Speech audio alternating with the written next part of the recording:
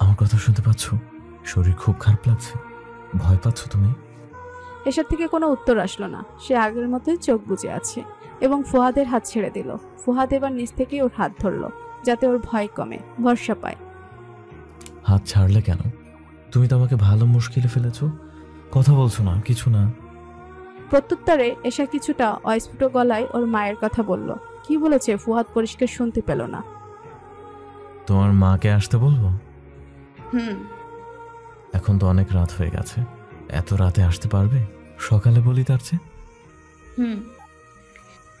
তুমি একটু ঘুমানোর চেষ্টা করো। এশার মুখ কাতর দেখালো। ফুহাদ হাত থেকে ফোনটা রেখে একটু এগিয়ে ওর মাথার কাছে বসলো। খোপা করা চুলগুলো খুলে দিয়ে চুলের ভেতরে আঙুল চালিয়ে আরাম দেওয়ার চেষ্টা করলো, ও যাতে একটু ঘুমাতে পারে। এই বাড়তি আদিক্ষেতা কেন করছে ও জানে না। এসব করার মতো কোনো দায়বদ্ধতা নেই ওর, তবুও করছে। জ্বর এখনো ছাড়ছে না, সেটা নিয়েও ভিতরে ভিতরে সামান্য দুশ্চিন্তা অনুভব করছে। ফুয়াদের ধারণা এইটুকু দুশ্চিন্তা হওয়াই নিতান্তই স্বাভাবিক। চোখের সামনে অপরিচিত কারো অসুস্থতা দেখলেও মানুষের একটু খারাপ লাগে। এশার প্রতি ভিন্ন কোনো অনুভূতি থেকে এই দুশ্চিন্তা হচ্ছে না। ফুয়াদ নিজের মনকে সেটাই বিশ্বাস করাতে চাচ্ছে। এশা ঘুমিয়ে পড়েছে, ওর গাজ্জর ছেড়ে দিয়েছে। রাতও প্রায় শেষ। ফুয়াদ ওর হাতের ঘড়ির দিকে তাকিয়ে দেখলো জীবনে এই প্রথম অসুস্থ কারো পাশে পুরো রাত জেগে কাটিয়েছে। এছাড়া আর কি করার ছিল? শুধু জ্বর কেন, এই বাড়িতে চেয়ে সাংঘাতিক কোনো অসুখ হলেও এশাকে নিয়ে হাসপাতাল আসার মতো ছাড়া আর কে আছে? ফুয়াদ বিছানা থেকে উঠে কিছুক্ষণ হাঁটাহাঁটি করলো। বাইরের নিস্তব্ধতা ভেদ করে ফজরে আজানের ধ্বনি ভেসে আসছে। ফুয়াদকে উদাস দেখালো, না চাইতেও অনেক কিছুতে বোধহয় আটকে যাচ্ছে। এশা সকালে চোখ মেলে প্রথমেই দেখলো ফুয়াদের সারা রাত জাগা ক্লান্ত মুখটা। ও দ্রুত বিছানা ছেড়ে উঠে বসে। শরীর দুর্বল লাগছে, মাথার ভিতর ঝিমঝিম করছে। আপনি সারা রাত জেগেছিলেন? বিচলিত হয়ে জিজ্ঞেস করলে এশা। ফুয়াদ হেয়ালি করে বলল, না, তোমার পাশে ঘুমিয়েছিলাম, দেখোনি? এই বিছানায় দুজন ঘুমানো অসম্ভব। এশা তাকিয়ে দেখলো ফুয়াদের হেয়ালি ধরতে ওর একটু সময় লাগলো। তোমার শরীর কেমন তাই বলো। বাসায় যেতে পারবে নাকি হাসপাতালে থাকতে হবে? জ্বর তো কমেই গেছে, হাসপাতালে থেকে কি করব? আর জ্বরের জন্য হাসপাতালে আনার কোনো দরকার ছিল না, এমনিতেই কমে যেত। ফুয়াদ ভুরুকুচকে তাকিয়ে রইল। এসে কি হাসপাতালে এনে কি ও বাড়াবাড়ি রকমের দরদ দেখিয়ে ফেলেছে? জ্বরে বেহুশ মানুষকে হাসপাতালে আনা স্বাভাবিক নাকি বাসায় রাখা স্বাভাবিক? এই মুহূর্তেও সেটা বুঝতে পারছে না। কারো কাছে জিজ্ঞেস করতে হবে। বাড়ির পরিবেশ যেরকম হওয়ার কথা সেরকমই, থমথমে, নিরিবিলি, ভয়ানক কালবৈশাখীর আগে নীরবতা যেন। ফুয়াদ এশাকে নিয়ে সকালেই বাসায় ফিরল। জ্বর ছাড়লেও এশার শরীর কেমন নিস্তেজ লাগছে। ও চোখ বুজে শুয়ে থাকলো। ফুয়াদ গোসলে ঢুকলো। সারা রাত নির্ঘুম থেকে মাথা ধরেছে। সে দ্রুত গোসল সেরে তৈরি হয়ে বাইরে বের হলো। জরুরি কাজ আছে তার। এর ভিতর হঠাৎ মারুফ এসে এশার দরজায় উকি দিয়ে পড়ল। এশা, তোমার মা এসেছে। এশার মনে হলো ও ভুল শুনেছে। ও এক লাফে উঠে বসলো। কে এসছে? কি বললেন ভাবি? তোমার মা এসেছে, লিভিং রুমে বসেছে। মাকে তো আসতে বলেনি। ফুহাদ কি ফোন করেছিল? সেটাই হবে বোধহয়। এসা খুশি হতে গিয়েও পারল না। এই বাড়িতে ওর এত দুঃখ যন্ত্রণার কথা মা যদি জেনে যায়, মানুষটা তাহলে প্রচন্ড আঘাত পাবে, ভীষণ কষ্টে ঝাঁঝরা হয়ে যাবে। পলি বেগম নিশ্চয়ই তার সাথে ভালো ব্যবহার করবেন না যদি অপমান করে বসেন। মায়ের অপমান কেউ সহ্য করতে পারে? মাকে ওর খুব দেখতে ইচ্ছে করেছিল, কিন্তু তাকে কখনো এই বাড়িতে আসতে বলতো না ও। দুশ্চিন্তাগ্রস্ত মুখে অস্থির হয়ে এসা লিভিং রুমে হাজির হয়। মিনারা বেগম উতলা হয়ে মেয়েকে জড়িয়ে ধরে কাঁদলেন কিছুক্ষণ। এসাও নিঃশব্দে চোখ মুছে। এই প্রথম তিনি বিয়ে বাড়ি এসেছেন, তাও বিনা দাওয়াতেই। এসা কাল রাতে হাসপাতালে ছিল শুনে তিনি না এসে থাকতে পারেননি। তো শরীর এখন কেমন মা? রাতে আমাকে ফোন দিস নাই কেন? মিনারা বেগম আবার চোখ মুছলেন। বিয়ের পর মেয়েকে এখনো নায়র করতে পারেনি। নায়র করে কোথায় রাখবে? মেয়ের শ্বশুর বাড়িতে কত ছোট হয়ে থাকে, কত দুঃখ যে মিনারা বেগমের বুকের মধ্যে। এসা মায়ের চোখ মুছিয়ে দিয়ে বলল, কান্না বন্ধ করো। ঠিক আছে, আমি এখন কিছু হয়নি, সামান্য জ্বর হয়েছিল। এরকম শুকিয়ে গেছিস কেন তুই? নাক মুখ চেপে ছোট হয়ে গেছে। মাকে কি দিয়ে আপ্যায়ন করবে? কি খাওয়াবে তাকে? এখন কোনো আয়োজন করতে গেলে কি পলি বেগম ঝামেলা করবে? এসা খুব আতঙ্কিত আর অসহায় বোধ করছে। কি করবে বুঝতে পারছে না। বেআই, বেআইন কোথায়? তাদের ডাক দে। মিনারা বেগম বললেন। এসব ভয়ে ভয়ে পা ফেলে মিনারা বেগমকে ডাকতে গেল। ও এই মুহূর্তে মনে মনে কেবল আল্লাহর কাছে দোয়া করছে যেন এই বাড়িতে মিনারা বেগমকে অপমানিত না হতে হয়, কিংবা তার সামনে ওর অপমান না হয়। পলি বেগমের রুম আটকানো। মারুফা এশাকে গম্ভীর মুখে জানালো, মা বাসায় নেই, মালা আপার বাসায় গেছেন। মালা ফুয়াদের বোন, 3 ভাইয়ের একমাত্র বোন।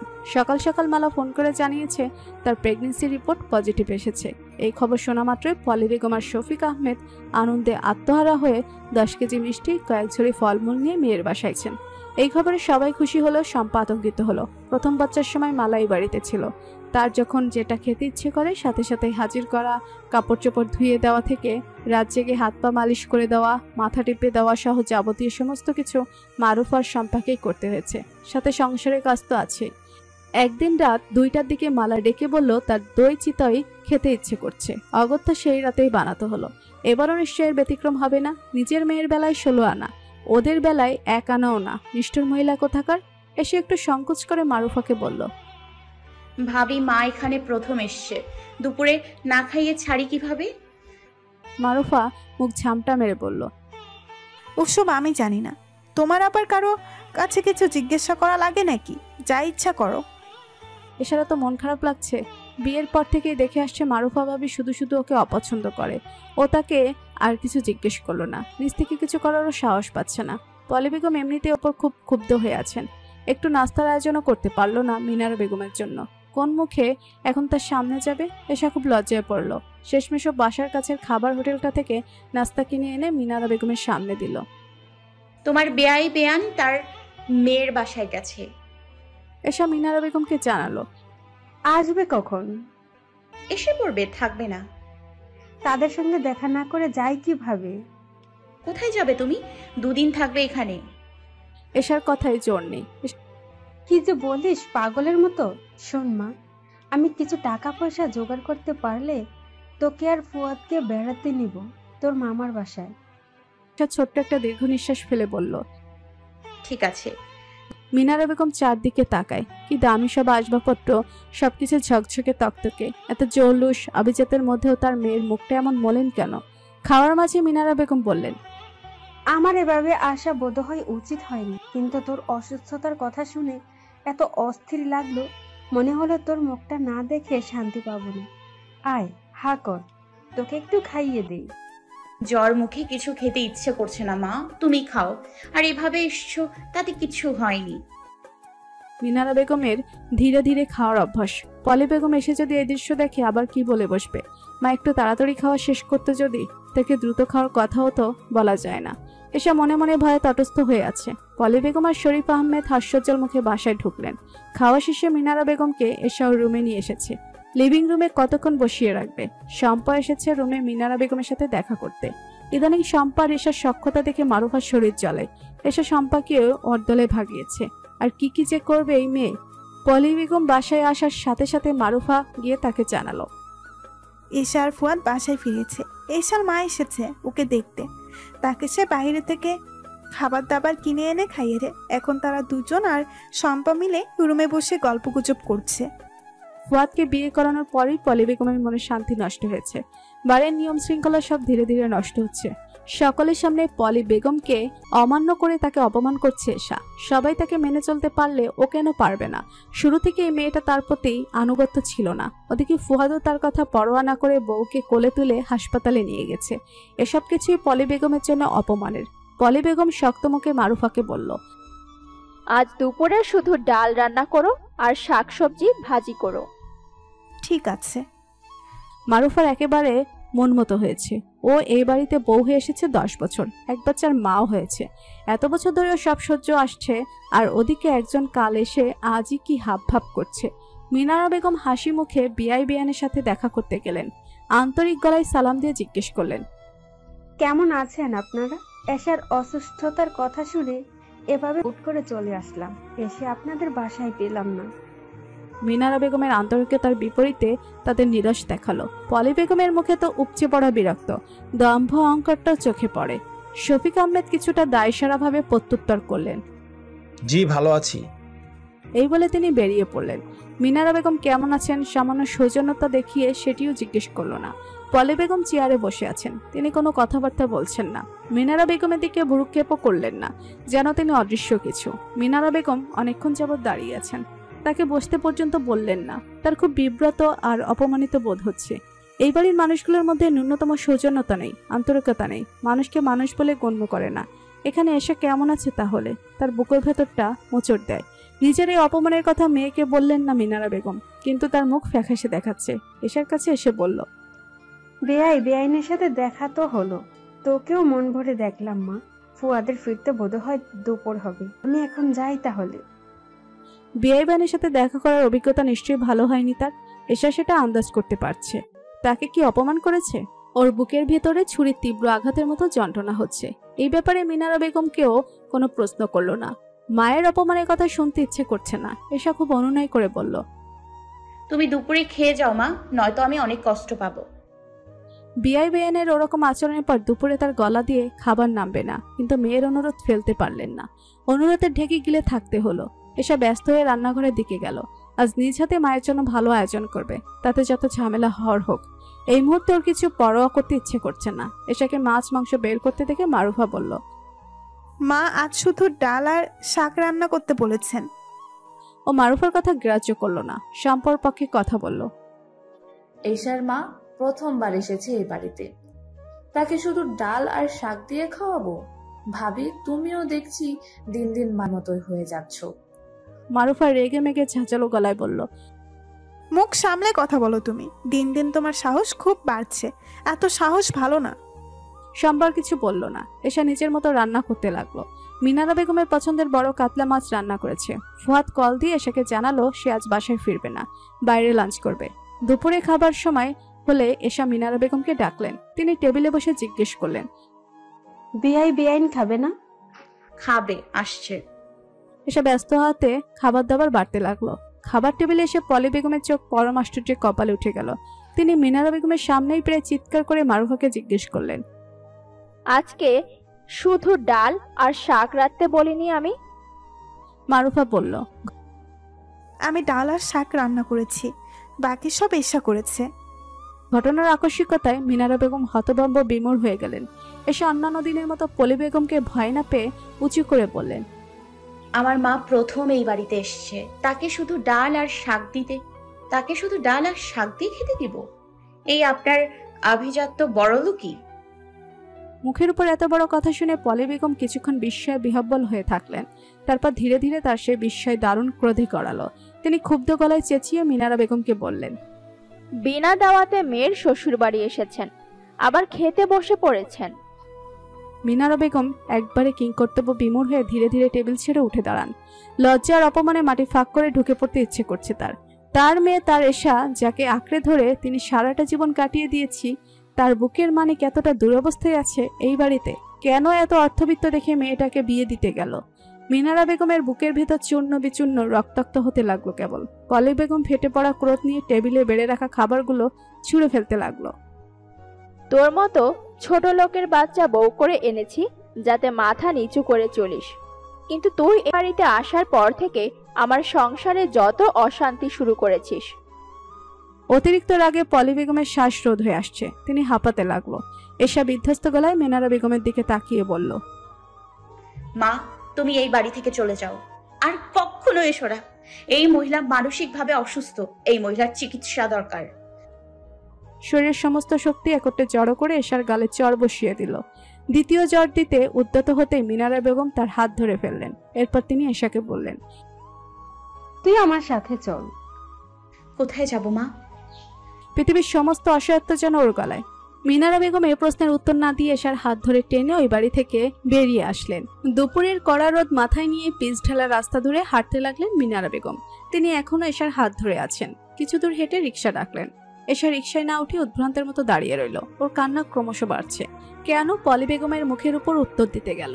উত্তর না দিলে ঝামেলা এতদূর গড়াতো না বোধহয়। কিন্তু ওর তো রক্ত মাংসের শরীর, রাগ জেদ আছে। পলি বেগমের অসহ্য রকমের বাড়াবাড়িতে আর চূড়ান্ত পর্যায়ের অতিষ্ঠ হয়ে মেজাজ হারিয়েছে। মাকে নিশ্চিন্ত খুশি রাখার জন্য শ্বশুরবাড়িতে ভীষণ ভালো আছে বলে নাটকটা আর করতে হবে না। মানুষটা ওর জন্য দুশ্চিন্তায় এখন থেকে বোধহয় আবার রাতে ঘুমাতে পারবে না। তাকে এই দুশ্চিন্তায় এসা কিছুতেই ফেলতে চায়নি, সেজন্যই সবকিছু মুখ বুজে সহ্য করেছে। চোখের সামনে মেয়ের গায়ে হাত তোলা দৃশ্য দেখে মিনারা বেগমের ভেতরটা ঝাঁঝরা হয়ে গেছে। তিনি বাগরুদ্ধ হয়ে 7-5 না ভেবে এশাকে নিয়ে বেরিয়ে পড়েছে। যদি কোথাও ঠাঁই না হয়, দরকার হলে ট্রেনের নিচে পড়ে মরবে, তবু ওই নরকে এশাকে কিভাবে রেখে আসবে। সূর্যের তাপ সরাসরি এসে মুখে লাগছে, চোখ তুলে আকাশের দিকে তাকানো যাচ্ছে না। রিক্সা দ্রুত গতিতে চলছে। এশা চোখ মুছে জিজ্ঞেস করলো, কোথায় যাচ্ছি আমরা? মেজো ভাইজানের বাসায়। মামার বাসায় এভাবে যাওয়া ভালো দেখাচ্ছে না। আর তুমি যে আমাকে এভাবে নিয়ে আসলে মামার বাসায়, আমাদের কতদিন লাগবে? একটা বস্তা হবেই। না মা, হবে না। মিনারা বেগম উত্তর দিল না। তার চোখ জোড়া ছলছল করছে, চেহারা বিমর্ষ দেখাচ্ছে। এশার এই মুহূর্তে নিজেকে দায়ী মনে হচ্ছে, যদিও এর পেছনে ওর কোনো অপরাধ নেই, দায় নেই। চৌধুরী নিবাসের সামনে রিক্সা থামে। এই বাসায় এশার মেজো মামা ভাড়া থাকেন। মিনারা বেগম রিক্সা থেকে নেমে ভাড়া মিটায়। এশা এক কাপড়ে বেরিয়ে এসেছে, ওর কাছে চারানোও নেই, হাতে করে শুধু মোবাইলটা এনেছে। কি হলো, দাঁড়িয়ে আছিস কেন? আয়। কয়েক পা সামনে এগিয়ে পিছনে ফিরে এশাকে ডাকলো মিনারা বেগম। এই অবস্থায় মামার বাসায় যেতে ওর অস্বস্তি হচ্ছে। মামারা ওদের প্রতি তেমন আন্তরিক না, ওকে দেখলে মামি নিশ্চিত বিরক্ত হবে, সেজন্যই অস্বস্তিটা বেশি লাগছে। মিনারা বেগম তো নিরুপায় হয়ে এখানে পড়ে আছে। এসে চোখ মুখ মুছে চেহারা স্বাভাবিক করার চেষ্টা করলো, এরপর গেটের ভেতরে পা বাড়ায়। মিনারা বেগম থেমে থেমে কয়েকবার কলিং বেল বাজালো। হাজেরা খাতুন দুপুরে খাওয়া দাওয়া করে একটু ঘুমিয়েছিল। তিনি বিরক্ত মুখে দরজা খুললেন। মিনারা বেগমের সাথে এশাকে দেখে তিনি অবাক হলেন। মেয়ে দেখতে গিয়ে আবার মেয়েকে সাথে করে নিয়ে এসেছে। এই বাড়িতে কি তিনি ভাতের হোটেল খুলে বসেছে? একে তো নিজের মাসের পর মাস পড়ে আছে। এশা, কেমন আছো তুমি? অনেক দিন পর দেখলাম তোমাকে। বড়লোক বাড়ির বিয়ে হয়েছে, চেহারা ঝলমল করবে। এ তো আগের চেয়ে খারাপ হয়েছে, শুকিয়ে গেছো, কালো হয়ে গেছো। এসা শুকনো মুখে একটু হাসার চেষ্টা করে বলল, জি ভালো আছি, আপনি কেমন আছেন মামি? এই আছি, আল্লাহ রাখছে। বসো তুমি। এসা সোফায় বসলো। মিনার বেগমও ওর পাশে বসে। তাদের চেহারা অস্বাভাবিক দেখাচ্ছে, কেমন থমথমে। হাজেরা খাতুনের একটু সন্দেহ হলো, কোনো ঝামেলা হয়েছে নাকি। এসার সাজ পোশাকও কেমন ঘরোয়া, বাসা থেকে এক কাপড়ে বেরিয়ে এসেছে এমন মনে হচ্ছে। ভাবি, ভাইজান কি বাসায় আছে? মিনারা বেগম জিজ্ঞেস করলেন। না, সে কি এই সময় বাসায় থাকে নাকি? হাজেরা খাতুন থেমে আবার জিজ্ঞেস করলেন, কি ব্যাপার বলো তো, কিছু হয়েছে নাকি? তোমাদের মামের চেহারা এমন দেখাচ্ছে কেন? মিনারা বেগম আর নিজেকে ধরে রাখতে পারলেন না। তিনি ঝরঝর করে কাঁদতে কাঁদতে বললেন, এশাকে আমি ওই বাড়ি থেকে নিয়ে এসেছি ভাবি। আমার সামনে বসে ওর শাশুড়ি ওর গায়ে হাত তুলেছে। এরকম নির্দয় আচরণ কোনো মানুষ করতে পারে না। আমার মেয়েটাকে ওরা মেরে ফেলতে পারে। হাজেরা খাতুনের সহানুভূতি হলো না, উল্টো তিনি বিরক্ত মুখে বললেন, শ্বশুর বাড়িতে টুকটাক ঝামেলা হয়, আবার মিটেও যায়, সেজন্য তুমি ওকে নিয়ে আসবে? তোমার কি কোনো কাণ্ডজ্ঞান নেই মিনারা? তুমি নিজে পড়ে আছো এখানে, আবার তেজ দেখিয়ে মেয়েকে নিয়ে এসেছো। ওকে আমি কয়দিন রাখবো? আমার কি কতগুলো আর্থিক আছে? আর একটা মানুষকে মেরে ফেলা কি মুখের কথা? আপনার চোখের সামনে মৌলির গায়ে ওর শ্বশুর বাড়ির কেউ হাত তুললে আপনি সহ্য করতে পারতেন? হাজেরা খাতুন মেজাজ দেখিয়ে বলল, না, পারতাম না। বাসায় এনে খুঁটি দিতাম। তুমিও এখন খুঁটি দাও। তোমার তো আবার খুঁটি দেওয়ার মতো বাসাও নেই, যা ইচ্ছা করো। হাজেরা খাতুন ওখান থেকে উঠে চলে গেলেন। এসা মাথা নিচু করে বসে আছে। এই মুহূর্তে নিজেকে পৃথিবীর সবচেয়ে অসহায় অনুদৃত মানুষ মনে হচ্ছে ওর। ইচ্ছে করছে গলায় ফাঁস দিয়ে মরে যেতে। তুই চিন্তা করিস না, একটা ব্যবস্থা করবই আমি। আগে দেখি ফুয়াদ কি করে। এসা কোনো প্রত্যুত্তর করলো না। ফুয়াদ আর কি করবে? ওর চলে আসাতে তারই সবচেয়ে লাভ হয়েছে। এশার প্রতি তার কোনো ভালোবাসা নেই। এসে তার জীবনের সমস্ত পরিকল্পনার বাইরে। এই বিয়েও তার কাছে সবচেয়ে গুরুত্বহীন ব্যাপার। বড় বাচ্চা বেঁচেছে সে। ফুয়াদ বাসায় ফিরেছে রাতে। আজ বাড়ির পরিবেশ অন্যরকম। বাসায় ঢুকেই দেখলো সবাই এক জায়গায় জটলা পাকিয়ে কি যে আলোচনা করছে। ও সবাইকে এড়িয়ে রুমের দিকে যাওয়ার সময় শফিক আহমেদ গম্ভীর স্বরে ডেকে বলল, এদিকে এসো। ফুয়াদ তাকিয়ে দেখলো এসটিতে এই পারিবারিক মজলিসে সবাই উপস্থিত। আজ ঈশার মা আসার কথা ছিল, তাই নিয়ে কোনো ঝামেলা হলো নাকি? ফুয়াদ এগিয়ে যেতেই ফয়সাল বসতে আদেশ করলো। ও বসে প্রশ্ন করলো, কি ব্যাপার, কোনো সমস্যা হয়েছে নাকি? শফিক আহমেদ বললেন, মারুফা আর শম্পাকে তুমি অনেক বছর ধরে দেখে আসছো না? তাদের কখনো তোমার মায়ের কথার অবাধ্য হতে দেখেছো? এসা যে বিয়ের পর থেকে তোমার মায়ের কথার বাইরে চলছে, তার সাথে বেয়াদবি করছে, সেসব কি তোমার চোখে পড়েনি? এশার কথা বাদ দিই, তুমি নিজেও তো কারো কাছে কিছু জিজ্ঞেস না করে এশাকে নিয়ে হাসপাতালে চলে গেছো সামান্য জ্বরের চিকিৎসা করাতে। ফুয়াদ গাছাড়া ভাবে বলল। আসল কথা বলো। ছেলের কথার ঢং দেখে শফিক আহমেদের রাগ বাড়ে। তিনি ফের কিছু বলার আগে ফুয়াদ বলল, এশার ব্যাপারে আমাকে বলে কি লাভ? ওকে কি আমি পছন্দ করে বিয়ে করেছি নাকি? ওকে তোমরা পছন্দ করেছো, মা পছন্দ করেছে। দেখো, আমি যদি সুস্মিতাকে বিয়ে করতাম তাহলেও কি করছে না করছে সেই দায়ভার নিতাম। পরে বেগম নীরবতা ভেঙে ক্ষিপ্ত ভঙ্গিতে জিজ্ঞেস করলেন, সুস্মিতাকে আমরা পছন্দ করি নাই, সেজন্য তুমি আমাদের পছন্দে বিয়ে করে তোমার বউকে আমাদের বিপক্ষে উস্কে দিচ্ছ? এই সংসারের সুখ শান্তি নষ্ট করতে উঠে পড়ে লেগেছ? তোমরা অনেক বেশি ভেবে ফেলেছো। আমি উঠি, এশার ব্যাপারে আমাকে কিছু বলে লাভ নাই। পলি বেগম ইস্পাতের মতো কঠিন গলায় বলল। বসো, তুমি কথা শেষ হয়নি। অনাগ্রহী ভাবে বলল, বলো। এশাকে ওর মা নিয়ে গেছে, তাতে আমরা খুব খুশি হয়েছি। ওকে আর এই বাড়িতে ফিরিয়ে আনবো না, তুমি ওকে ডিভোর্স দিবে। ফুয়াদ কোনো প্রতিক্রিয়া না করে স্বাভাবিক মুখে এক বাক্যে বলল, ঠিক আছে, দিব। এই বলে ও ওখান থেকে উঠে চলে গেল। ফুয়াদের এই অদ্ভুত আচরণ কারোই বোধগম্য হলো না। ওর মনে চলছেটা কি? পলি বেগম ভুরু কুচকে তাকিয়ে থাকলেন। ফুয়াদ ভোরে ঘুম থেকে উঠে ফ্রেশ হয়ে ওর সবচেয়ে পছন্দের শাড়ি গায়ে দিল। ওর ধারণা এই শার্টটাই ওকে সবচেয়ে ভালো দেখায়। গায়ে হালকা ঘ্রাণের একটা পারফিউম মেখে নেয়। খালি পেটে কড়া ঘ্রাণের পারফিউমে পেট মোচড়াবে। হাতের কবজিতে ঘড়ি বাঁধতে বাঁধতে দেখলো 7:30 বাজে। ফুয়াদ গাড়ি নিয়ে বেরিয়ে পড়ে। ওর গন্তব্য এশার মামার বাসা। এশার মামাতো বোন মৌলি দরজা খুলে দরজার সামনে অপরিচিত কাউকে দাঁড়িয়ে থাকতে দেখে জিজ্ঞেস করলো, কে আপনি? কাকে চাই? আমি ফুয়াদ। এশা আছে? আপনি এশার হাজব্যান্ড। ঈশার বর? বাহ, নায়কদের মতো দেখতে। ও আচ্ছা আচ্ছা, ভেতরে আসুন। এসে কাল রাতে কেঁদে কেঁদে বলেছিল ওর প্রতি নাকি ওর বরের কোনো ভালোবাসা টান নেই। ও চলে আসাতে সে নাকি সবচেয়ে খুশি হবে। কিন্তু এ বান্দা তো দেখছি সকাল হওয়ার সাথে সাথেই হাজির। মেয়েটা সারা রাত এক ফোঁটাও ঘুমায়নি। কেঁদে কেঁদে চোখ মুখের অবস্থা খারাপ করেছে। ওর জন্য মৌলিও ঠিক মতো ঘুমাতে পারেনি। মৌলি ফুয়াদকে বসতে বলে এশাকে ডাকতে গেল। ফুয়াদকে দেখে এশা কোনো কথা না বলে কেমন উদ্ভ্রান্তের মতো তাকিয়ে রইল। কাল কি হয়েছিল বাসায়? চলে এসেছো কেন? এশার এই মুহূর্তে আকাশ পাতাল ফাটিয়ে চিৎকার দিতে ইচ্ছে করলো ক্ষোভে। ওর এই অবস্থার জন্য পলি বেগমের চেয়ে এই মানুষটা বেশি দোষী। তীব্র অসহ্য লাগছে ওর। সবকিছু ভেঙে চুরে ফেলতে ইচ্ছে করছে। নিজেকে সংযত করার চেষ্টা করে এশা বলল, আপনার পরিকল্পনা সফল হয়েছে, সেজন্য চলে এসেছি। মানে? আপনাকে তো আমি একবারও বলি নাই আমার মাকে আপনাদের বাড়িতে ডাকতে। আপনি ডেকেছেন যাতে ঝামেলা হয়। বিয়ের পর থেকেই আপনি আমাকে ব্যবহার করে শুধু ঝামেলাই করতে চেয়েছেন।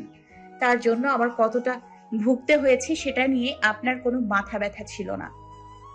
এশা থেমে আবার বলল, আমার মাকে ওই বাড়িতে ডেকে আপনি দুপুরে বাসায় ফিরলেন না, নিজে সেফ থেকেছেন। ফুয়াদ শান্ত মেজাজে কিছুটা বিরক্ত হয়ে বলল, এশা, রিল্যাক্স। তুমি হাসপাতালের বিছানায় শুয়ে তোমার মায়ের কথা বলেছো বারবার। আমি তখন তোমাকে জিজ্ঞেস করছিলাম তাকে আসতে বলবো কিনা বাসায়। তুমি হ্যাঁ বলেছো। আই থিঙ্ক তুমি জ্বরের ঘুরে বলেছো, সেজন্য তোমার মনে নেই। ফুয়াদ বলল, দুপুরে ক্লায়েন্টদের সঙ্গে লাঞ্চ করতে হয়েছে, সেজন্য বাসায় ফিরতে পারিনি। তাই একটু বেশি ভেবে ফেলেছো। চলো বাসায়। এশা কোনো প্রত্যুত্তর না করে যন্ত্রের মতো অনুভূতিহীন চেহারায় বসে থাকলো। ফুয়াদ এবার এশার হাত ধরে বলল, আমি আমার সিদ্ধান্ত পরিবর্তন করেছি। দেশের বাইরে যাব না। আর তোমার পড়ালেখা শেষ হলে বাচ্চা কাচ্চা নিব। চলো আমার সঙ্গে। ফুয়াদের আসার খবর শুনে মিনারা বেগম বসার ঘরে আসলেন। তার দুর্দশার কথা চিন্তা করে ফুয়াদ একটু তোষামত করলেই হয়তো এশা যেতে রাজি হয়ে যাবে। কিন্তু মেয়েকে ওখানে পাঠানোর কথা মনে আনতে পারেন না মিনারা বেগম। তার কলিজায় মোচড় দেয়। তবে এশার থেকে ফুয়াদের ব্যাপারে যতটুকু শুনেছে তাতে তাকে খুব একটা খারাপ বলে মনে হয়নি। এশা হয়তো সব বলেনি, এতদিন সব গোপন করলেও এখন যেহেতু মিনারা বেগম জেনে ফেলেছেন তাই কিছুটা বলেছে। সব বলে তার মনে আরো উদ্বেগ তৈরি হবে এই ভাবনা থেকে। মিনারা বেগমকে দেখে ফুয়াদ সালাম দিয়ে বসতে অনুরোধ করলো। তিনি বসলেন। ফুয়াদ ভীষণ দুঃখ প্রকাশ করে বলল, আমাদের বাসায় আপনাকে অনেক অপমানিত হয়েছে, তার জন্য আমি ক্ষমা চাচ্ছি। ওই ঘটনার জন্য আমি ভীষণ লজ্জিত। মিনারা বেগম এমনিতে খুব নরম ধাঁচের মহিলা, কিন্তু মেয়ের এরকম পরিস্থিতিতে সে হঠাৎ কঠোর হয়ে গেল। ফুয়াদকে বলল, দেখো বাবা, বিয়ের আগেই আমাদের ব্যাপারে সবকিছু জেনে শুনেই এগিয়েছো তোমরা। বিয়ের পর আমার মেয়ে আমি নাইওরও করাতে পারিনি। আমাদের মাথা গোজার ঠাঁই নেই, আমাদের জীবনটা পরগাছার মতো। মিনারা বেগম একটু থেমে বললেন, আমার মেয়ের চার কোলে কেউ নেই বলে তোমরা যা খুশি তাই করবে? আর কেউ নেই কিন্তু আমি তো আছি। আমার বোকা মেয়ে আমার দুঃখ হবে ভেবে সব লুকিয়ে গেছে এতদিন। ফুয়াদ মাথা নিচু করে বসে আছে। মিনারা বেগমের কণ্ঠ ভীষণ তেজ, এত তেজও আশা করেনি। আর তিনি যে এশাকে নিয়ে ওভাবে বাসা থেকে চলে আসবেন সেটাও ভাবতে পারেনি। নিরুপায় মানুষকে সব মুখ বুজে সহ্য করতে হয়। ভদ্রমহিলার ব্যাপারে সব সহ্য করলেও মেয়ের ব্যাপারেও বোধহয় পারছেন না। মিনারা বেগম গলায় চাপা ক্রোধ নিয়ে বলল, আজকাল অশিক্ষিত গরিব দিন আনে দিন খায় এমন পরিবারেও কোনো শাশুড়ি বোধহয় বউয়ের গায়ে হাত তোলে না। তোমরা তো শিক্ষিত ধনী অভিজাত পরিবার। মিনারা বেগমের কথার মাঝে বাধা দিয়ে এসা বলল, মা থাক। মিনারা বেগম থামলেন না। তুমি দুঃখ প্রকাশ করলে কিংবা লজ্জিত হলে সব পরিবর্তন হয়ে যাবে না। এশার প্রতি তোমার বাড়ির মানুষের আচরণ নিশ্চয়ই পরিবর্তন হবে না। ওরকম পরিবেশে কোনো মা তার মেয়েকে দেওয়ার সাহস করবে? এমন তোপের মুখে পড়ার জন্য ফুয়াদ যেন একেবারেই প্রস্তুত ছিল না। তাকে অপ্রস্তুত দেখাচ্ছে। মিনারা বেগম এবার ফুয়াদকে জিজ্ঞেস করলো, তুমি কি আশাকে নিতে এসেছো? ফুয়াদ গম্ভীর মুখে বলল, হ্যাঁ। তুমি যদি আশাকে নিয়ে আলাদা থাকতে পারো তাহলে ওকে তোমার সাথে দিব। তোমরা ভেবেছো আশার যাওয়ার কোথাও নেই? ওর সাথে যাই করো ওর তোমাদের বাড়িতেই থাকবে। দরকার হলে আমার মেয়েকে নিয়ে আমি রাস্তায় থাকবো, তবুও তোমাদের বাড়িতে দিব না। এসা ভাবলো আসলেই কি রাস্তায় থাকতে পারবে ওরা? মেয়ের গায়ে হাত তুলতে দেখে মিনারা বেগম মেজাজ ছাড়িয়ে যা পারবেন না তাও বলছেন শক্ত মুখে। ফুয়াদ কিছুক্ষণ পর এক বাক্যে মিনারা বেগমের কথার প্রত্যুত্তর করলো, আলাদা বাসা নেই এই মুহূর্তে সম্ভব না। এরপর শেষার দিকে তাকিয়ে জানতে চাইলো, তুমি কি যাবে এখন আমার সঙ্গে? এসব এই প্রশ্নের উত্তর না দিয়ে চুপ করে থাকলো। হঠাৎ করে সত্যি কি ফুয়াদের মন এতটা পরিবর্তন হয়েছে যে সে বিদেশ যাওয়ার সিদ্ধান্ত বদলে ফেলছে? বাচ্চা নেওয়ার ব্যাপারেও মত পরিবর্তন করেছেন? রাতারাতি এত পরিবর্তনের কোনো কারণ এসে দেখছে না। ওকে এক রাত না দেখে সে কি উতলা হয়ে এমন সিদ্ধান্ত নিয়েছে? অযৌক্তিক ব্যাপার। এশার প্রতি তার অমন কোনো ব্যাকুলতা নেই, একেবারেই নেই। তাহলে এশাকে বাড়ি ফিরিয়ে নেওয়ার জন্যই হয়তো মিথ্যে বলছে। সে হয়তো বাড়িতে আরো ঝামেলা চায়, অশান্তি চায়, তার জন্য এশাকে প্রয়োজন। যেতে চাচ্ছ না তুমি? ফুয়াদ আবার জিজ্ঞেস করলো। এসা ফ্যাকাশে মুখে বলল, মায়ের সাথে কথা বলে তারপর জানাবো আপনাকে। এই মুহূর্তে অপমানিত বোধ করছে ফুয়াদ। বিদেশ যাবে না বলেছে, বাচ্চা নেওয়ার ব্যাপারেও হ্যাঁ বলেছে, এমনকি ও ক্ষমাও চেয়েছে। তাও ওর সঙ্গে যেতে মায়ের সাথে কথা বলতে হবে। আর কোনো কথা না বলে ফুয়াদ উঠে চলে গেল। তার চোখে মুখে কিছুটা রাগ ফুটে উঠেছে। হাজেরা খাতুন নাস্তা খেতে ডাকছে। এশার খেতে ইচ্ছে করলো না। ও চিন্তিত মুখে বসে আছে। মৌলি ওকে জোর করে খেতে বসালো। খাবার টেবিলে বসে হঠাৎ হাজেরা খাতুন মিনারা বেগমকে বললেন, তোমার স্বামীর বাড়িতে কি তোমার কোনো অধিকার নেই? তুমি বোকার মতো ওখানে থেকে চলে আসলে কেন? মেয়েকে নিয়ে গিয়ে আবার ওখানে উঠে যাও, নিজের অধিকার নিজে বুঝে নাও। খাওয়া থামিয়ে মিনারা বেগম বললেন, ওখানে আমার অধিকার আছে, এশার তো নেই। আর শুধু থাকার জায়গা হলে কি হবে ভাবি? ও তো আমাকে খাওয়াতে চায় না। নাদিমের বউ খাবার দাবার সব আটকে রাখে, আপনার চেয়েও দুর্ব্যবহার করে। তাহলেও ও বাড়িতে তুমি যতটুকু পাবে বিক্রি করে দাও। মিনারা বেগম কিছু বলল না। এশার বর ওকে নিতে আসলো, যেতে দিল না কেন? এত তেজ কই থেকে যে আসে তোমার বুঝি না। কি করতে চাও তুমি বলো তো? একটা কথা বলি, কষ্ট পেও না। আমাদের পক্ষে তো এভাবে সম্ভব না। আমাদের আয় রোজগার অত নেই। এসব বাদ দিয়ে জামাইকে ফোন দিয়ে আসতে বলো, এসেকে দিয়ে দাও।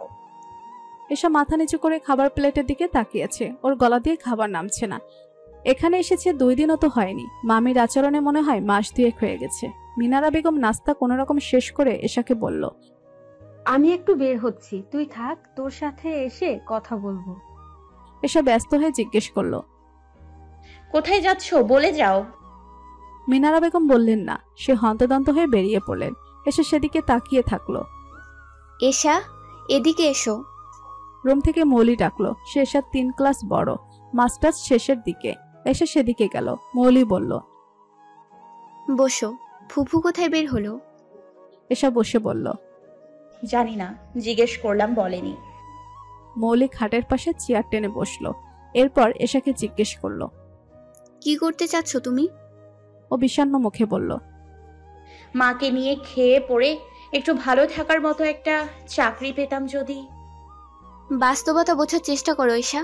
ইন্টার পাশে এই বাজারে তুমি এমন কোনো চাকরি পাবে না যেটা দিয়ে দুইজন মানুষের ভালোভাবে চলবে। তোমার যদি অনার্সটা শেষ হতো তাও ভালো চাকরির জন্য চেষ্টা করতে পারতে, যদিও তাতেও যাদের মামার জোর আছে তারা এগিয়ে। অনার্স পাশের পর টুকটাক চাকরির খোঁজ করে ভাবো বাস্তবতা দেখেছি। তুমি এখন বড় জোর সেলস গার্ডের চাকরি পেতে পারো, কিন্তু তাতে বেতন তেমন না। এশা ভেজা চোখে বলল, মাকে নিয়ে একটু ভালোভাবে বাঁচতে পারলেই হতো মৌলি আপা। জীবনে এর চেয়ে বেশি কিছুই চাই না। এভাবে আর কতকাল পরগাছার মতো বাঁচবো? তোমার বরকে তো ভালোই মনে হলো, বেশি সমস্যা নাকি তোমার শাশুড়িকে নিয়ে? ফুয়াদের ব্যাপারে কোনো দুর্নাম না করে এশা মাথা নাড়িয়ে বলল, তোমার গায়ে হাত তোলার ব্যাপারটাই ফুপু আঘাত পেয়েছে। মায়ের মন তো, তাই সে কোনো কিছু চিন্তা না করেই তোমাকে নিয়ে এসেছে। কিন্তু দেখো, তোমাদের থাকা খাওয়ারও জায়গা নেই। ফুপু কষ্টে দুঃখে বাস্তবতাকে অবজ্ঞা করেছে, কিন্তু তুমি তো বুঝতে পারছো বাস্তবতা ভীষণ কঠিন ব্যাপার। ফুফু কিংবা তুমি এমন কোনো ব্যবস্থা করতে পারবে না যাতে দুজন মিলে ভালো থাকতে পারবে। তুমি ফুয়াদের সাথে ফিরে যাওনি কেন? এশার চোখ টলমল করছে, একটু পরে জল গড়িয়ে পড়বে যেন। ও বাড়িতে যেতে আমার খুব ভয় করছে। তুমি এই ভয় কাটিয়ে মাথা উঁচু করে বাঁচো এশা। বাঁচলে বাঁচার মতো বাঁচো। একবার সাহসী হয়ে দেখো, ওই বাড়িতে যেতে তুমি ভয় কেন পাবে? এশা কিছু বলল না। মৌলি বলল, তোমার বর নাকি বলেছে তোমাকে লেখাপড়া শেষ করাবে। ওখানে গিয়ে লেখাপড়া শেষ করো, এরপর চাকরি করো, তাহলেই মাকে ভালো রাখতে পারবে। এত সহজ না আপা। কিন্তু তুমি এখন যে পরিস্থিতিতে আছো, এরকম ভাবে বেঁচে থাকার চেয়ে মরে যাওয়া ভালো। আমি তোমাকে মরার জন্য বলছি না, তবে একটু সাহস নিয়ে বেঁচে থাকার চেষ্টা করে তো দেখো। সব জায়গায় সাহস খাটে না। তুমি সাহস করে দেখেছো। একটা কথা বোঝার চেষ্টা করো, তোমার ওই বাড়িতে যাওয়া ছাড়া আর কোনো উপায় নেই আপাতত। ওখানেই লড়াই করে থাকার চেষ্টা করো। মানুষ শক্তের ভক্ত, নরমের জম। শান্ত হও, সাহস করে প্রতিবাদ করো, দেখবে অনেক কিছুই পরিবর্তন হয়ে যাবে। এশা কোনো প্রত্যুত্তর করলো না। ও চুপচাপ বসে রইল অন্যমনস্ক হয়ে। মৌলিক টিউশনের সময় হয়ে গেছে, সে আর ওকে না ঘাটিয়ে বের পড়লো। মিনারা বেগম এসেছে নাদিমের বাসায়। সে ওখানে গিয়েই কোনো ভনিতা না করে সোজাসুজি বলল, এটা আমার স্বামীর বাড়ি, এখানে আমার অধিকার আছে, ভাগ আছে। আমার ভাগেরটুকু আমি বিক্রি করতে চাই। নাদিম যেন আকাশ থেকে পড়ল। মানে কি এসবের? আপনার অধিকার আছে তো আপনি এখানে এসে থাকেন, বিক্রি করতে তো পারবেন না। কেন পারবো না? অবশ্যই পারবো। আমি আজ তোমাকে জানিয়ে গেলাম, কাজ আছে, উঠি। মিনারা বেগম ওখান থেকে বেরিয়ে তার বড় ভাইয়ের বাসার উদ্দেশ্যে রওনা হলো। মিনারা বেগমেরা 2 বোন 4 ভাই। তার বাপ মা মারা গেছে ছোটবেলায়। জায়গা জমি সামান্য যা ছিল সব ভাইদের দখলে। সেগুলো তারা ভাগ বাটোয়ারা করতে অনিচ্ছুক। শুধু মেজো ভাইজানের একটু ইচ্ছা আছে, আজ মিনারা বেগম নিজের ভাগের সম্পত্তি চাইবেন। আগে জমির তেমন মূল্য ছিল না, কিন্তু আজকের বাজারে 1 কাঠা জমিরও অনেক মূল্য। মিনারা বেগম তার বড় ভাইয়ের বাসায় বসে আছে অনেকক্ষণ যাবৎ। জহিরুদ্দিন বাসায় না, তার আসতে একটু সময় লাগবে, তাই অপেক্ষা করছে। মিনারা বেগমের ভাবি তার জন্য চা বিস্কুট নিয়ে আসলেন। বিস্কুটগুলো নেতিয়ে গেছে, তবুও খেলো। জহিরুদ্দিন বাসায় ফিরেছেন। হঠাৎ মিনারা বেগমকে দেখে জিজ্ঞেস করলো, কি ব্যাপার? যেন কোনো ব্যাপার ছাড়া এ বাসায় তার আসা বারণ। বোনদের জমির ভাগ দেওয়ার ব্যাপারে ভাইয়েরা ভীষণ নারাজ। এতটাই নারাজ যে তাদের কাছে একথা বলতেও ভয় হয়, সংকোচ হয়। কিন্তু আজ মিনারা বেগম কোনো সংকোচ ছাড়াই বলল, ভাইজান, আমি খুব বিপদে আছি, জায়গা জমি ভাগ করেন। আমার ভাগেরটুকু আমি বিক্রি করব, জরুরি প্রয়োজন। জহিরুদ্দিন মহা বিরক্ত হলো। তিনি মেজাজ খারাপ করে বলল, বাপের জায়গা জমি আছেই বা কি, ভাগেই বা পাবে কি? যার জন্য প্রতিদিন আসো। প্রতিদিন আসি ভাইজান, এর আগে মনে হয় 2 বার বলেছিলাম। জহিরুদ্দিন কিছু না বলে চুপ করে থাকলো। 2 কাঠা জমি পাবে কিনা সন্দেহ, তার মায়া ছাড়তে পারছে না। ভাইজান কিছু বলছেন না কেন? আমার কিন্তু জরুরি প্রয়োজন। এবার আপনারা আমতামতা করলেও কাজ হবে না। জহিরুদ্দিন ধমকে উঠলেন, আসছো এক কাহিনী নিয়ে, জায়গা জমির ব্যাপার বললেই হয়ে যায় না। যাও এখন, দেখি কি করা যায়। মিনারা বেগম বলে উঠলেন, এমন কথা অনেক শুনেছি। এবার যদি আপনারা ভালো ভালো জমি ভাগ করতে রাজি না হন তাহলে সালিশ বসাবো, মনে রাখেন। তাতেও যদি না হয় তবে থানায় যাব। জহিরুদ্দিন পরম আশ্চর্যে তাকিয়ে রইল। মিনারা বেগম তাকে থানা পুলিশের ভয় দেখাচ্ছে। এমন ভাব করছেন যেন আপনাদের ভাগের সম্পত্তি চেয়েছি। আমার সম্পত্তি আমাকে দিতে এত তালবাহানা কেন করছেন? 2 বার করে বিধবা হলাম, একটা মেয়েকে নিয়ে কত সংগ্রাম করছি, বছরে তো একবারও খোঁজ নেননি, 2টা দিন এসে বেড়ানোর জন্য বলেননি। আমার ভাগের সম্পত্তি আমি চেয়েছি, সেটা দিতে এত আপত্তি কিসের আপনাদের? মিনারা বেগম আবার বললেন, খোদার কসম, এবার আমি থানায় যাব, মামলা করব। জহিরুদ্দিনের এবার একটু টনক নড়ল। এর আগে কোনোদিন মিনারা বেগম এত শক্ত গলায় কথা বলেনি, তাই তারা সুযোগ পেয়েছে। এবার একটু ঘাবড়ে গেল। তিনি মুখ কালো করে বলল, ঠিক আছে, আমি সবার সাথে আলাপ করে কাল জানাবো তোমাকে। মিনারা বেগম ওখান থেকে চলে আসলেন। দুপুর হয়ে গেছে। বড় ভাইজান তাকে একটু খেয়ে যেতেও বলল না। মিনারা বেগম বাসায় ফিরে দেখে এশা বাসায় নেই। তিনি ব্যস্ত হয়ে হাজেরা খাতুনকে জিজ্ঞেস করলেন, এশা কোথায়? ও একটু বের হয়েছে। ওর বাইরে কি কাজ? ওকে আমি বাসায় থাকতে বললাম। আরে এত অস্থির হচ্ছ কেন? এসে পড়বে। হাজেরা খাতুন জিজ্ঞেস করলো, তুমি বড় ভাইজানের বাসায় গিয়েছিলে জায়গা জমি ভাগের ব্যাপারে? আচ্ছা, এশার বাপের কি কিছুই ছিল না? সেখানে কিছুই পাওনি?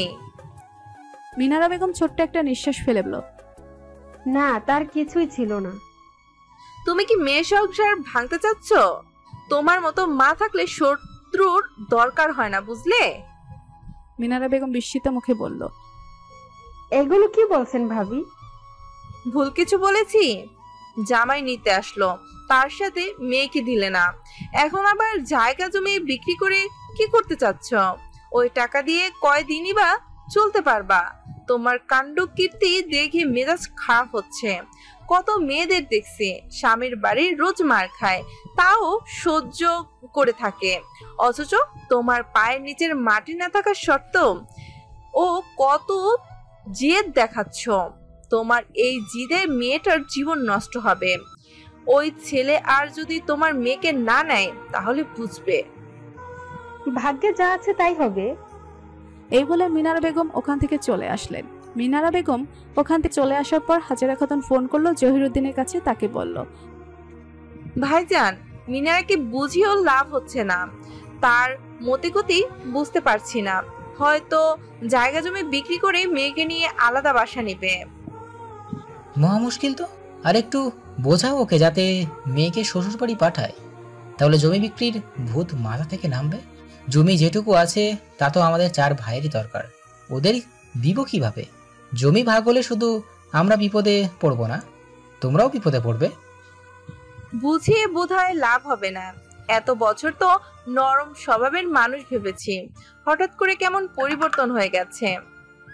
জমি ভাগ কিছুতেই সম্ভব না। তুমি কিছু একটা ব্যবস্থা করে ওর মেয়েকে শ্বশুর বাড়ি পাঠাও। জি ভাইজান, দেখি কি করা যায়। আরে শোনো, জমিরকে একটু বোঝানোর চেষ্টা করো, সে কিন্তু বোনের কথাই একেবারে গলে যাবে। তাকে নিয়ে তো আমার বিপদের আর শেষ নেই। জহিরুদ্দিন ফোন রাখে, বললে একদম জমি দিয়ে দেবে। মেয়েকে শ্বশুর বাড়ি না পাঠিয়ে সে একটা আধিক্যতা শুরু করেছে। এসে বাসায় ফিরে বিকালের দিকে। মিনারা বেগম চিন্তায় অস্থির হয়েছিলেন। কোথায় গিয়েছিলি তুই এভাবে না বলে? মিনারা বেগমের গলায় রাগ। এসা বলল, তুমিও তো বলে যাওনি আমাকে। আমি কাজে গিয়েছিলাম, তোর কি কাজ? এসা খাটের উপর বসে পড়ল। উর্মির বাসায় গিয়েছিলাম। উর্মিকে চেনো? আমার সাথে পড়তো হাই স্কুলে। ও একটা চাকরি করে, ওর সাথে একটু চাকরির ব্যাপারে আলাপ করতাম, কিন্তু ওখানে নাকি এখন লোক নেবে না। এরপর একটা কোচিং সেন্টারেও কথা বললাম, বেতন খুব কম, তা দিয়ে কিছুই হবে না। চাকরি তো এখন সোনার হরিণ মা, চাইলেও তো পাওয়া যাবে না। মিনারা বেগম কিছুক্ষণ পর জিজ্ঞেস করলো, আচ্ছা তুই কি আজ ফুয়াদের সাথে যেতে চেয়েছিলি? এসা অসহায় মুখে বলল, কি করবো মা, বুঝতে পারছি না। সত্যি একটা কথা বলতো, ফুয়াদের ব্যাপারে কিছু লুকাচ্ছিস না তো? এসা চুপ করে থাকলো। কি হলো, কথা বলছিস না কেন? বিয়ের আগে তার অন্য আরেকজনের সাথে সম্পর্ক ছিল, সেটা তার পরিবার মানেনি। শেষে মায়ের পছন্দে আমাকে বিয়ে করেছে। এসা থামলো। মিনারা বেগম উদ্বিগ্ন হয়ে জিজ্ঞেস করলো, সেই মেয়ের সাথে এখনো সম্পর্ক আছে? না, কিন্তু আমাদের বিয়েরও তেমন গুরুত্ব নেই তার কাছে। সে দেশের বাইরে চলে যাবে, আর সে বাচ্চা কাচ্চা পছন্দ করে না, কখনো বাবা হতে চায় না। এইগুলো কি কথা? তাহলে তোকে নিতে আসলো কেন? বল, তুই সব আমাকে। সে তার পরিবারকে পছন্দ করে না, তাই আমাকে ব্যবহার করে, বিভিন্ন ঝামেলা তৈরি করে, কিন্তু নিজে কোনো প্রতিবাদ করে না। আর পারিবারিক ব্যবসায় থেকে সে এখন বিদেশে পড়াশোনা করতে যাওয়ার জন্য টাকা গোছাচ্ছে। হতে পারে সেজন্য নিজের পরিবারের সঙ্গে কোনো দ্বন্দ্বে জড়াচ্ছে না। যত যাই হোক, মিনারা বেগম এই ভেবে সামান্য স্বস্তিতে ছিলেন যে ফুহাদ তার পরিবার মানুষদের মতো না। পরিবারের বিরুদ্ধে গিয়ে সে প্রতিবাদ না করতে পারলেও সে এশার বিপক্ষে না। কিন্তু এই মুহূর্তে মিনারা বেগমের মাথায় চক্কর দিচ্ছে, তার দুশ্চিন্তা আরো বাড়লো। পরের দিন অস্থির মেজাজে মিনারা বেগম নাদিমকে ফোন দিয়ে জিজ্ঞেস করলো, কি করবে? কিছু ভেবেছো? নাদিম যেন কিছু বুঝতে পারলো না, সে প্রশ্ন করলো, কোন ব্যাপারে? আমার বাগের ব্যাপার। মা, আপনি এগুলো কি শুরু করেছেন? আপনার এই বাড়িতে ভাগ আছে, তো আপনি এখানে এসে থাকেন। আমি থাকবো না ওখানে, আমার বাগ আমি বিক্রি করব। তুমি রাখবে নাকি আমি অন্য কোথাও কথা বলবো? নাদিমের গলার স্বর এবার নরম হয়ে আসলো। সে বলল, বাইরের সম্পত্তি হলে আপনি অন্য কারো কাছে বিক্রি করতেন, আমার কোনো সমস্যা ছিল না, কিন্তু বাড়ির ভাগ অন্য কারো কাছে বিক্রি করার কথা কিভাবে ভাবছেন? আমি কিনে রাখতে হবে। এই মুহূর্তে আমার হাতে তো টাকা পয়সা নেই। রাখলে টাকা পয়সা ম্যানেজ করো, আর যদি কোনো তালবাহানা করো তো আমি থানায় যাব। মিনারা বেগমের মুখ থেকে এমন কথা শুনে নাদিম যেন বিশাল দুঃখ পেল। সে অবিশ্বাস্য গলায় বলল, মা, আপনি আমাকে থানায় যাওয়ার হুমকি দিচ্ছেন? তাতে কি দুঃখ পাচ্ছ? তোমাকে যে আমি নিজের সন্তানের মতো বড় করলাম, লেখাপড়া শেখালাম, তার কি প্রতিদান দিয়েছো? তুমি আর তোমার বউ আমাকে ঠিক মতো খেতেও দাওনি। আমি তোমাদের প্রতি এত দয়া করতে যাব কেন? অনেক দয়া করেছি। নাদিম কিছু না বলে চুপ করে থাকলো। মিনারা বেগম বললেন, আমাকে এর চেয়ে কঠোর হতে বাধ্য করো না। তোমার নামে মামলা করতে যেন না হয়। কি করবে শীঘ্রই করো। মিনারা বেগমের 4 ভাই মিলে গোপনে বৈঠক করলো। যদিও মেজো ভাইয়ের সম্পত্তি ভাগের ব্যাপারে কোনো আপত্তি ছিল না, কিন্তু বাকি 3 ভাই আর চাপের মুখে পড়ে তিনিও সবার সাথে যোগ দিলেন। জহিরুদ্দিন সবাইকে বললেন, আব্বা খুব বেশি জায়গা সম্পত্তি রেখে যায়নি, সামান্য যা আছে তা আমরা 4 ভাই মিলে খাচ্ছি। সম্পত্তি বেশি থাকলে না হয় ভাগ করতাম, যেটুকু আছে আমাদের 4 ভাইয়েরই দরকার, ভাগ করা সম্ভব নয়। মিনারা বেগমের ছোট ভাই বলল, আমরা তাহলে মিনারা আপাকে বলবো যে সম্পত্তি ভাগের জন্য আমাদের মাস 6 সময় দরকার। আমরা তার থেকে সময় নেব।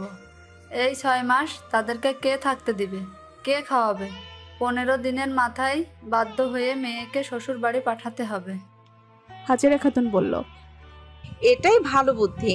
মেয়ে তো শ্বশুর বাড়ি বোধহয় যেতেই চায়, মিনারাই বাধা দিচ্ছে।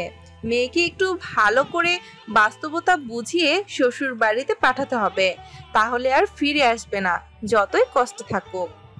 বৈঠক শেষে জহিরুদ্দিন মিনারা বেগমকে জানালো, আমি সবার সাথে কথা বলেছি, আমাদের মাস 6 সময় দরকার, এরপর আমরা সম্পত্তি ভাগ করব। এর জন্য তোমাকে থানায় যেতে হবে না। বাপের সম্পত্তি তো আমরা বাইরে বিক্রি করব, নিজেরাই রাখবো। টাকা পয়সা জোগাড় করতে তো সময় দরকার। 6 মাস তার 2-1 দিনেই টাকা দরকার। তিনি বললেন, আমার 2 দিনেই টাকা দরকার ভাইজান। আমাদের দিকটা একটু বোঝার চেষ্টা করো, এখন টাকা কোথায় পাবো? 6 মাস সময় চাওয়ার কারণে তুমি যদি ভাইয়ের বিরুদ্ধে মামলা করতে চাও তাহলে করতে পারো, আমরা তো নিরুপায়। মিনারা বেগমের সব হিসেব যেন এলোমেলো হয়ে গেল। তিনি এত বেশি হতাশ হলো যে তার চোখে পানি এসে পড়ল। ভাইয়েরা সম্পত্তি ভাগ করতে না চাইলে থানায় যেত দরকার হলে, কিন্তু 6 মাস সময় চেয়েছে, সেজন্য থানায় কিভাবে যাবে? এর ভিতর নাদিম ফোন করে বলল, আমি কিছুতেই টাকা জোগাড় করতে পারিনি। আপনি যদি বছরখানেক অপেক্ষা করতেন তাহলে সুবিধা হতো। এর আগে আমার কিছু করার নেই। আমার জরুরি দরকার। নাদিম এবার অন্যরকম স্বরে বলল, দরকার হলেই, এখন সম্ভব না। তাতে যদি আপনি থানায় যেতে চান তবে যান। এই বলে সে ফোন কেটে দিল। মিনারা বেগম কয়েকবার কল দিল, কিন্তু সে কল ধরল না। পরের দিন মিনারা বেগম বাসায় গিয়ে দেখলো তালা ঝোলানো। মিনারা বেগম বাসায় নেই, এই সুযোগে হাজেরা খাতুন এশাকে ডেকে কঠিন গলায় বলল, তোমাদের দুজনকে বাসায় রাখা, খাওয়ানো আমার পক্ষে আর সম্ভব না। ওদিকে জায়গা জমির ভাগও 6 মাস পর ছাড়া হবে না। 6 মাস কি তোমরা এখানে থাকবে? তোমাদের বিবেক বাঁচছে না একটু? এসা মাথা নিচু করে রাখলো। এত অপমান, লজ্জা লাগছে ওর। মায়ের কথায় শ্বশুর বাড়ি থেকে চলে আসলে এখন দেখছো বাস্তবতা অত সহজ না। হাজেরা খাতুন বললেন, ভালো বুদ্ধি দেই শোনো, মায়ের কথায় না নেচে শ্বশুর বাড়ি চলে যাও। তা না হলে কয়েকদিন পর মা মেয়েকে না খেয়ে রাস্তায় পড়ে থাকতে না হয়। তোমার যা করার আজকের মধ্যে করো। আজকের পর আমি আর তোমাদের আমার বাসায় একদিনও রাখবো না। হাজেরা খাতুনের সামনে থেকে চলে এসে অনেকক্ষণ যাবৎ কাঁদলো।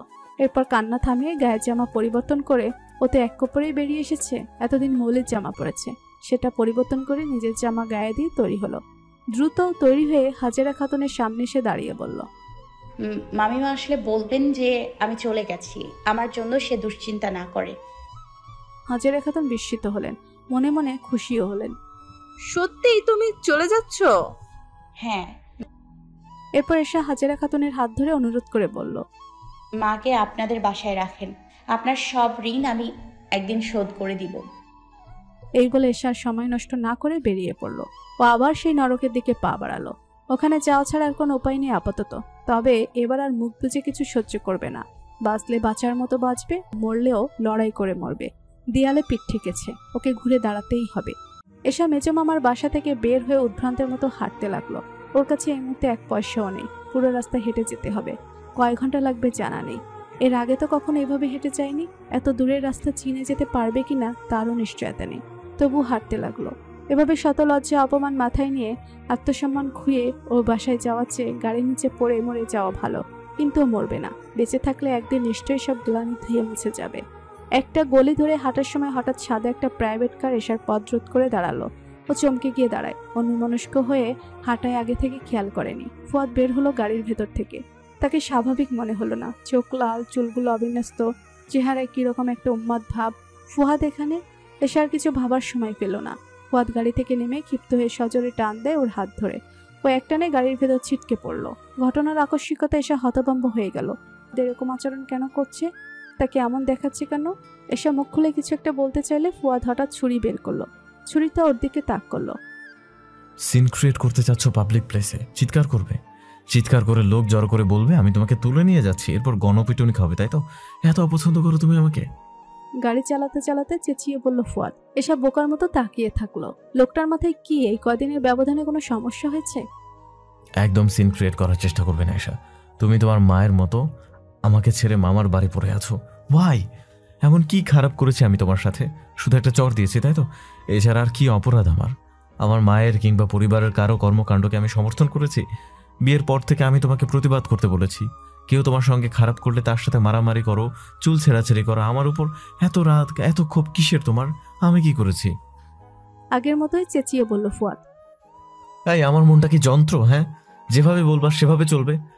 তুমি আমাকে চেনার চেষ্টা করেছো? কখনো বোঝার চেষ্টা করেছো আমার হৃদয় মন কতটা যন্ত্রণায় জর্জরিত?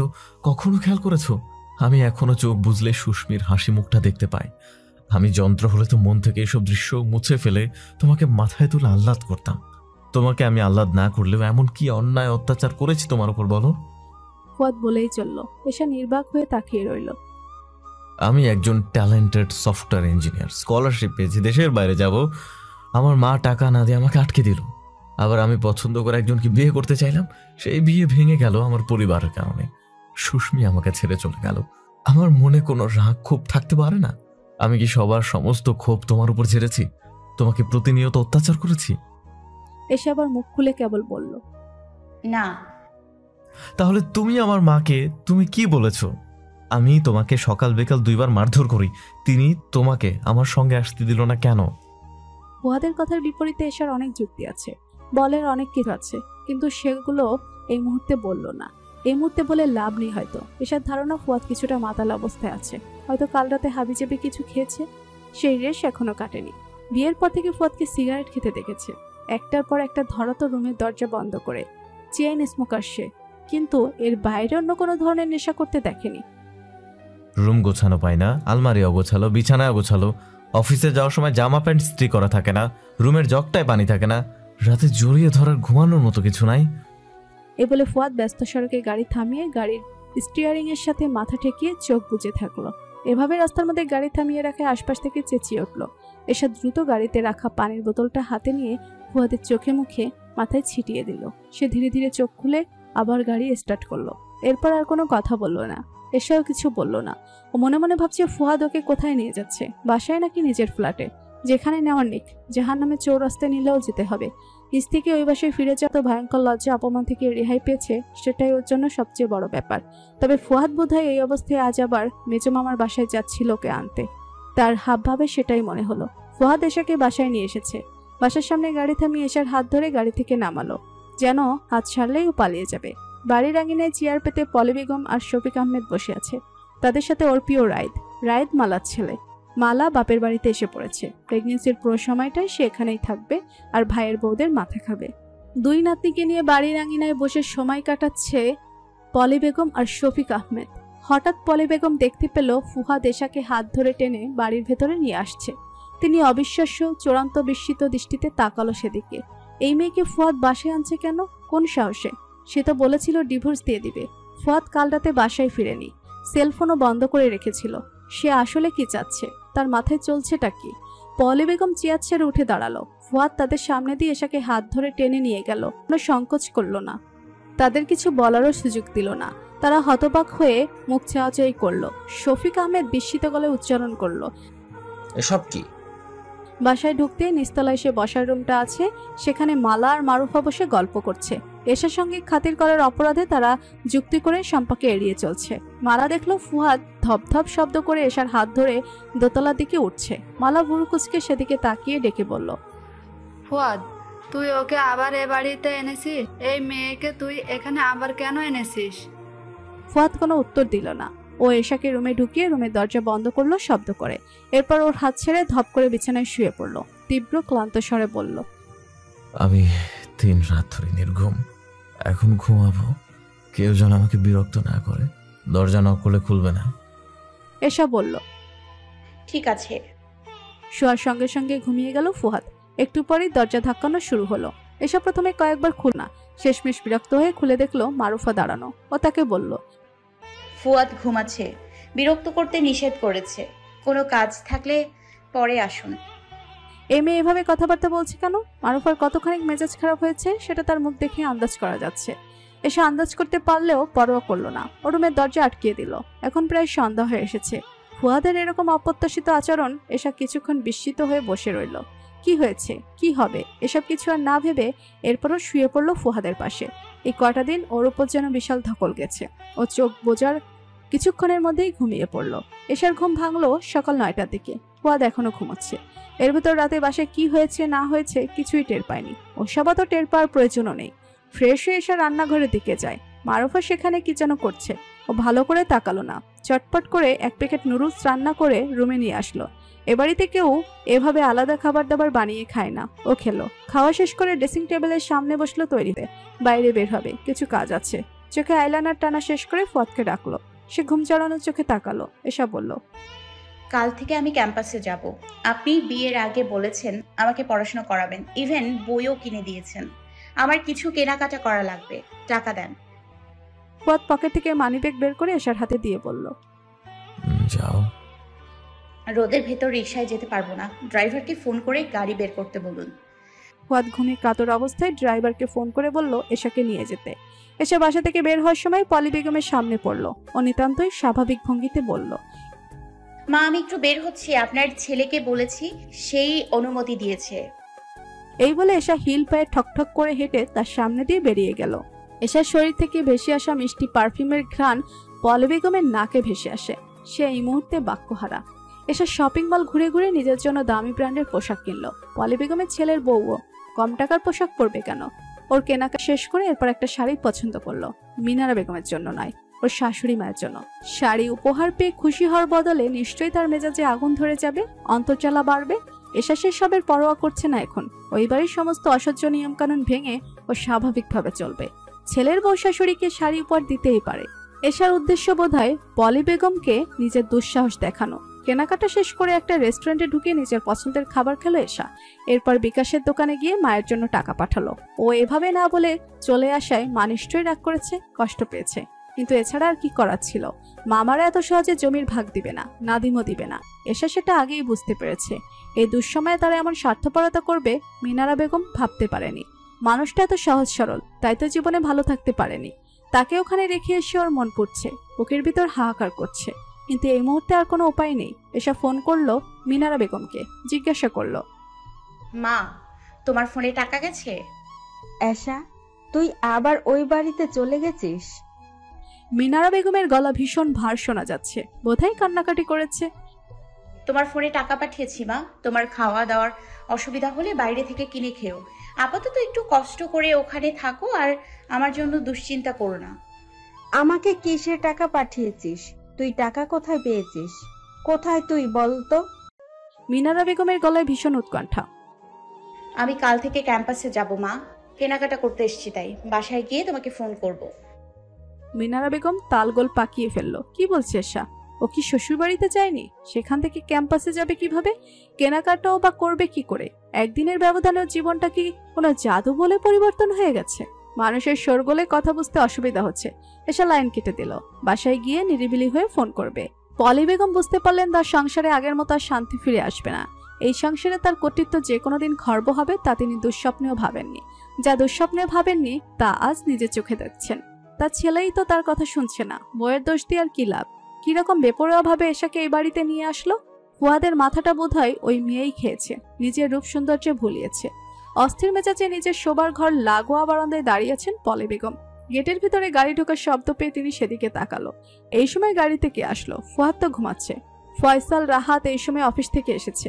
পলি বেগম দেখলেন এশা গাড়ি থেকে নামছে। তিনি বিস্ফোরিত দৃষ্টিতে তাকিয়ে রইল। এই মেয়ে তাদের গাড়ি ব্যবহার করা শুরু করেছে। কার কাছে জিজ্ঞেস করে? কোন সাহসে? রাগে পলি বেগমের দুই কান দিয়ে যেন গরম ধোয়া বের হতে লাগলো। মালা তাকে বলল, মা তুমি শান্ত হও, আমি ওকে দেখছি। এসা বাসায় ঢুকতেই মালা শান্ত গলায় জিজ্ঞেস করলো, তুমি কাকে জিজ্ঞেস করে বাসা থেকে বের হয়েছো? আর কার অনুমতিতে গাড়ি বের করেছো? আপনার ভাইয়ের অনুমতিতে। সে অনুমতি না দিলে আমার কি এত দুঃসাহস আছে? এ বাড়িতে শুধু ফর অনুমতি কি যথেষ্ট? এসব পাল্টা প্রশ্ন করলো। আপনার শ্বশুর বাড়িতে আপনি কার কার অনুমতি নিয়ে চলেন? মালা বাক্যহারা হয়ে রইল। এই মেয়ে ওকে এই ধরনের প্রশ্ন করার দৃষ্টতা কোথায় পেল? ওর বুকের ভিতর কত হাত, কলিজা। এশাকে দেওয়ার মতো উপযুক্ত জবাব তৎক্ষণাৎ খুঁজে পেল না। এসে সোফায় বসলো। শম্পা ওকে দেখে বিস্মিত হয়ে জিজ্ঞেস করলো, কোথাও বের হয়েছিলে তুমি সকাল সকাল? একটু কেনাকাটা করতে গিয়েছি ভাবি। মেয়েটার মনে কি কোনো ডর ভয় নেই? শম্পার উচিত ওর পা ধোয়া পানি খাওয়া। মালা একটু তফাতেই দাঁড়িয়ে আছে ক্ষিপ্ত চেহারায়। ও আর চোখে সেদিকে একবার তাকিয়ে জিজ্ঞেস করলো, কি কি কিনলে? এসে শপিং ব্যাগ থেকে সবকিছু বের করে দেখাতে লাগলো শম্পাকে। আপনার জন্য একটা জামা কিনে এনেছি ভাবি। শম্পা বিস্ময়ে বিমূঢ় হয়ে গেল। তুমি একা একা কেনাকাটা করতে গিয়েছিলে, আবার আমার জন্যও কিনেছো? ও আসলে শম্পার জন্য কিনেনি, কিন্তু ওর কেনাকাটা দেখে নিশ্চয়ই তার আফসোস হচ্ছে। সে তো এভাবে গিয়ে পছন্দ মতো কেনাকাটা করতে পারে না। তাছাড়া এ বাড়িতে শম্পাই একমাত্র ওকে স্নেহ করে। হ্যাঁ ভাবি, এই জামাটা দেখেই আমার মনে হয়েছে এটা আপনার গায়ে দারুণ মানাবে। এসা ওর কেনা সবচেয়ে সুন্দর জামাটা শম্পা ভাবিকে দিল। তিনি এত খুশি হলেন। মালা আপা দেখুন, এই শাড়িটা মায়ের জন্য কিনেছি। মালা দেখলো না। সে হনহন করে ওখান থেকে চলে গেল। এই মেয়ে তামাশা শুরু করেছে নাকি? মালা চলে যাওয়ার পর শম্পা ফিস ফিস করে জিজ্ঞেস করলো, এশা তুমি কি এবার জানের মায়া ছেড়ে দিয়েছো এই বাড়িতে এসে? একটু প্রাণ খুলে বাঁচতেই যদি না পারি, সেই জান দিয়ে কি হবে ভাবি? জানি না এশা, কিন্তু আমারও তো সাহস হয় না। আজ 10-15 পদের ভর্তা বানানো হবে। মালা আপা মাছ মাংস কিছুই খেতে পারছে না। খাওয়া তো দূরে, কোনো কিছুর গন্ধই সইতে পারছে না। এত পদের ভর্তা বানানো তো আর সময় লাগবে। তাছাড়া অন্য রান্নাও তো আছে। তার জন্য তো তাহলে 2-3 জন কাজের মানুষ রাখা উচিত। ভাবি, আপনি মাথা ব্যথার কথা বলে একেবারে সোজা হয়ে শুয়ে থাকুন। এত বড় সংসার, একজন কাজের মানুষ নেই। আমার শরীরটা আসলেই খুব খারাপ এশা। সত্যি আমি আজ শুয়ে থাকবো? শম্পা রান্নাবান্না না করে শুয়ে রইল।